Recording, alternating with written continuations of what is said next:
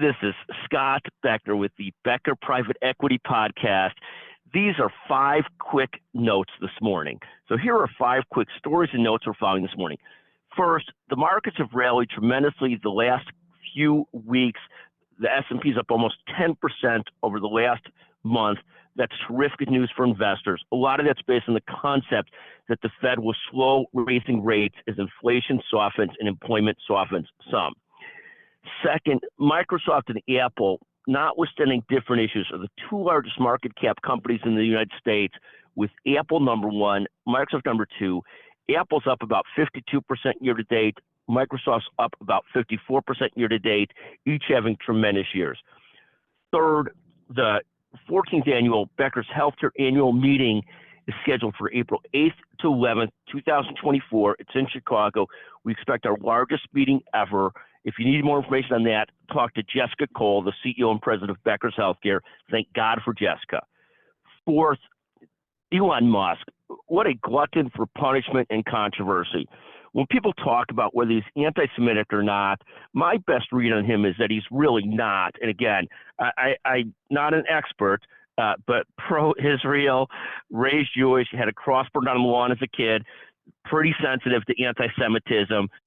To be careful in sort of labeling anybody an anti-Semite who tweets, retweets something that's complicated.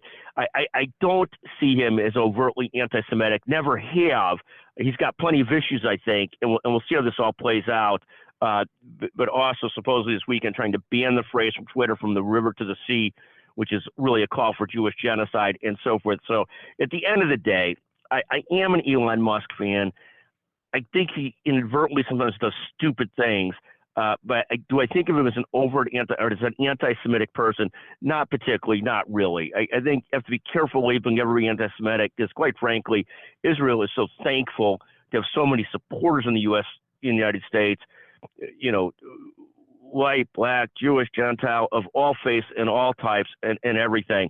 And so thankful for it. So I have to be careful calling anybody who doesn't exactly agree with everything that we agree with as anti-Semitic. So anyways, that's my first take on this latest anti-Semitic, accusation of Elon Musk. I think it'll probably blow over, and I don't think he's truly an anti-Semite. Back to business today. 2 other stories I'll touch on really quickly.